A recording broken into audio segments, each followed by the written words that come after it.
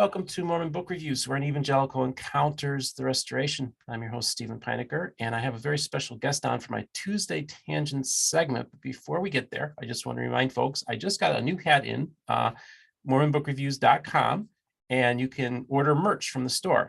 We have coffee mugs, coasters, all that. And those of you who are sponsoring me on PayPal and Patreon, I appreciate it. If you want to financially support the channel, just go into the description and click on.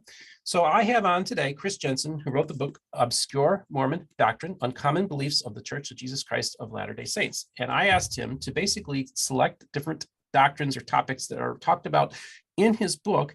I don't know ahead of time what he's going to be talking about. But before we get there, Chris, how are you doing today? I'm pretty good, Stephen. Thank you. It's been a hectic day. I just drove to Cork, Ireland from Galway. So I'm recording this from Ireland. Oh, that's awesome. So I was talking to somebody in France who's also from Korea, South Korea, but was in France. So I'd like to talk to all these jet setters. It's pretty cool. Great. So basically, Chris, you wrote this book a little over a year ago. It's actually done very well. I hear a lot of great feedback from people who bought the book as a result of you coming on my show and me doing a book review. And I just find the topic fascinating because this is obscure Mormon doctrine. Some people call it deep Mormon doctrine that's not really talked about. And you want to talk about it. And you wrote this really great, I think, unbiased book where it can serve as a reference tool for those of you who are doing research on Mormonism, whether you're evangelical, you're atheist, you're a Mormon. It's a great resource. So I want you to come on. I said, I don't want to know what you're going to talk about. Just bring up a topic and let's have some fun today. So Chris, what do you have for us today? Thank you, Stephen. So yeah, the purpose of the book is to get into a little bit more of the detail of the doctrine. And one thing I want to point out is a common, let's call it a fallacy or misconception about the doctrine that's in the book, is that even though much of it is not discussed as much in the church as it used to be, it's still the doctrine. And that's why it's important. Just because it's not talked about doesn't mean it's not still the doctrine. And if it's not the doctrine anymore, I point that out in the book. And so the first topic today that I thought would be interesting is about temple work / salvation of the dead. And I don't want to talk about, what it means, because I assume that a lot of people know. If you're Mormon, you know what it means. If you're not Mormon, in 20 minutes, we can't explain it, except to very briefly, I want to very briefly explain what it is, but then get into the implications of it, which is kind of the purpose of my book. The purpose of my book was to take the analysis one step further. Well, if this, then what does it mean? What does it actually mean? And so this is a good example of what I'm talking about in the book. Saving ordinances, so-called saving ordinances, are required for exaltation. And I'm not going to qualify what I say with according to the church. I'm just going to give it to you the way the church teaches it. And it's not relevant whether I believe it or not. Right. And so in order to, achieve or reach the highest level of heaven, which is called the celestial kingdom, you have to have received saving ordinances. If you're entering any other level of heaven, you don't need them. And that's why they're called saving ordinances, because they lead to exaltation or salvation. And they include baptism, your endowment, and sealing, if you want to make it to the highest level of the celestial kingdom, which is celestial marriage. And so in other words, everybody has to have these ordinances done for them, with a few exceptions that I will mention later. If they, if they want to make it into the celestial kingdom, they will have the chance after their death, if they didn't have the chance in life, to hear the gospel and accept it or reject it in the spirit world. Which brings up an interesting point. Why would they reject it? If they heard it in the spirit world? That's something that I don't want to cover today, except to say that the law of agency exists in the spirit world just like it does in this world. And so if you would have accepted the gospel if you had heard it in this life, then you will accept it in the spirit world, or vice versa. Mhm. But that's not the point of this discussion. So this is the main work of temples, and a lot of people don't understand what temples do, what their purpose is. Some people think that they're just churches, but they're not. They are specifically set aside only for worthy church members to perform these saving ordinances, first for themselves and then for the dead. That's why it's called salvation of the dead. And go ahead and stop me anytime you want to, Stephen, if something's not clear. Okay, so this is the interesting part of today's discussion is, well, what are the implications of that? The implications are that literally every single person that has ever lived or will ever live on this earth, with the exception of children, which I'll talk about in a minute, have to have the saving ordinances done for them if they don't do them for themselves in the temple. So in my case, I have been baptized, I have taken out my own endowment, I have even been sealed in an LDS temple, in the Salt Lake Temple. And so I have performed all of the saving ordinances for myself. But of course, the great majority of humanity hasn't and never will. And the best statistics I could come up with in the book were from 1994. So I apologize that they're quite old, but it illustrates the point. As of 1994, there had been approximately 140 million proxy temple endowments performed. So, Mormons go to the temple regularly, and the endowment that you're performing vicariously on behalf of somebody else who can then later accept it or reject it lasts about an hour. It used to last longer. So only through 1994, church members had volunteered well over 140 million hours in the temple performing endowments, which is an astounding number. And you can look at that two ways. You can say, well, that's very impressive, the amount of time that the church members are devoting to helping the dead. Or you could look at it in another way and say, well, this is a lot of time that's being spent that potentially could be spent in a better way. Mm-hmm. It's hundreds of millions of hours being spent, to save the dead, to basically save the dead. Now, I'm just curious, this 140 million baptisms, would this have included like the victims of the Holocaust as well? Jewish victims of the Holocaust? Very importantly, it's not baptisms that I'm talking about. That's separate from this statistic. I'm talking about only endowments. And I'm glad you asked that question. Because this work for the dead, these saving ordinances include baptism, endowment, and sealing. And so your question is actually a very interesting question, because there are, and I used to do it when I was younger, because it's usually younger LDS church members are going to the temple to be baptized for the dead. Mm-hmm. And that's something that normally younger LDS members are doing, proxy baptism. And so inside the temple, inside the main temple area, those are endowments for the dead or sealings for the dead, not baptism. Got it. And yeah, there are lists, genealogy. Mormons are famous for their genealogy. And this is one of the main reasons, if not the main reason, why Mormons research their ancestry and why they're so interested in genealogy is specifically salvation of the dead. This connection between the living and the dead. And that it's part of our responsibility. In fact, the current church leadership says that it's the main work of the latter days is to save the dead.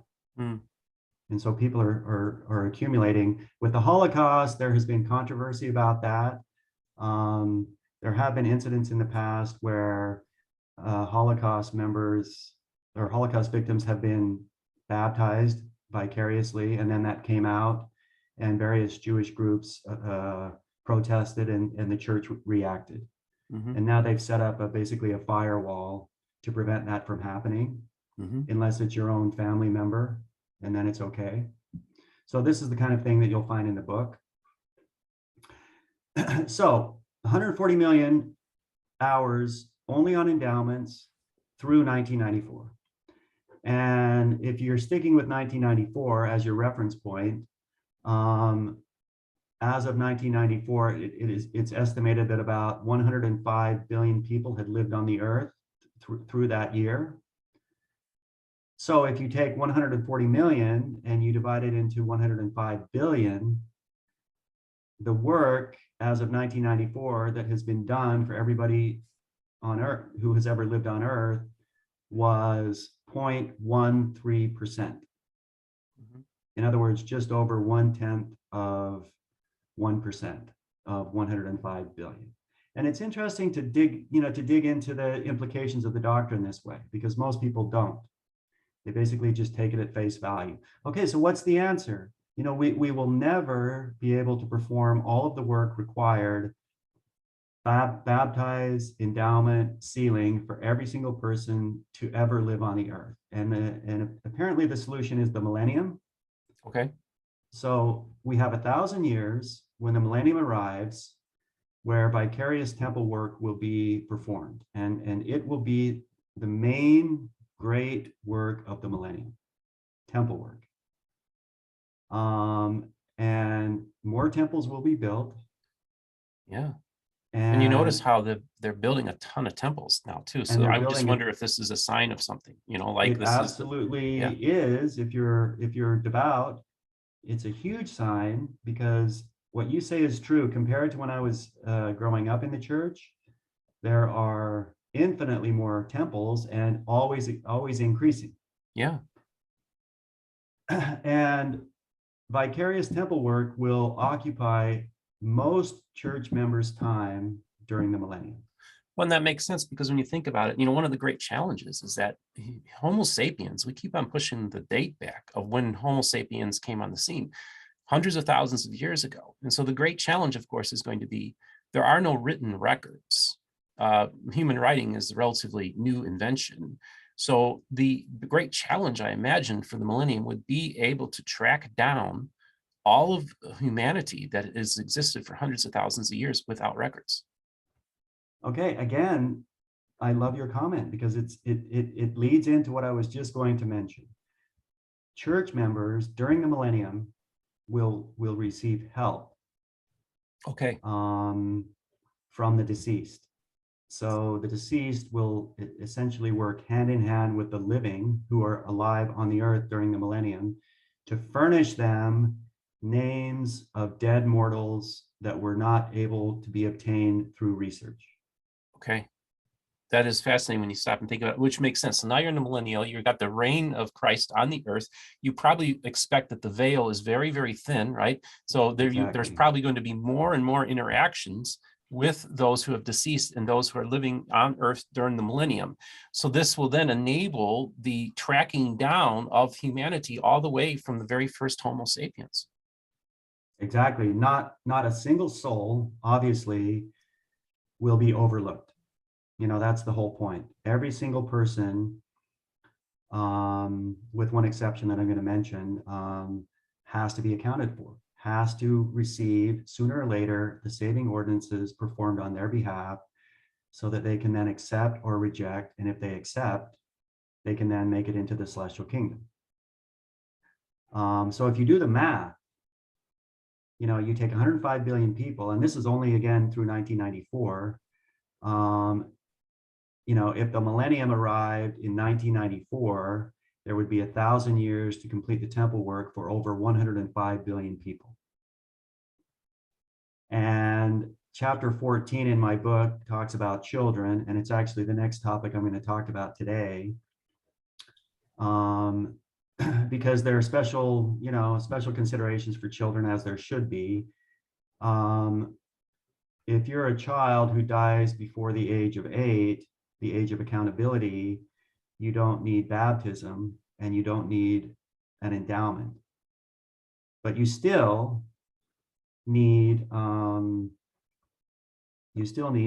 be sealed.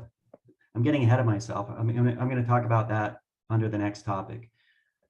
But if we just forget about children, and it's estimated that roughly half of those who have lived on Earth died as a child. Mm-hmm. And so we cut 105 billion in half because only adults, non-children, require saving ordinances performed for them. It leaves us with about 53 billion. And that means temple work, these 3 saving ordinances, will have to be done for roughly 53 billion people,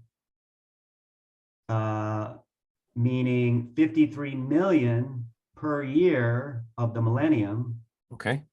Or an average of 145,000 of each of those ordinances per day for 1,000 years. Okay. Well, and this is logistics. Like you're thinking, okay, how in the world is this going to happen? But one of the things I think is the key is that if Jesus returns to Independence, Missouri, and establishes his kingdom, then it would be rather obvious that the Mormon church is the correct church. So I imagine that all the people who are on planet Earth at this time would probably all become members of the Church of Jesus Christ of Latter-day Saints.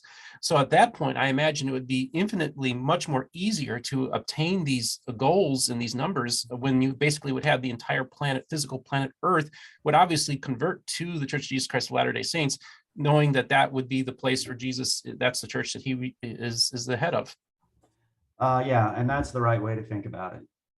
During the millennium, all of the occupants of the earth will be righteous and engaged in the cause. Obviously, it will be clear at that point that the church, if it's the case, the church is true and everybody will be engaged, and temples will be, instead of dozens or hundreds, there will be thousands or tens of thousands of temples. And 145,000 per day sounds crazy right now, but it's probably doable. I mean, we're just about, the human population is just about ready to hit the 8 billion mark. So man, you do the math. I mean, you could probably do all these baptisms in a relatively short period of time, and you could probably spend the rest of the millennium kind of just chilling, right? Just chilling out. It's pretty cool. So that's the end of that first topic. Okay. So first of all, I wanted to thank you so much today for coming onto the program and doing this Tuesday Tangent segment with me. And so you're in the rotation now with Brent Ashworth and Nathan Smith, and Tarek LaCour will be coming on.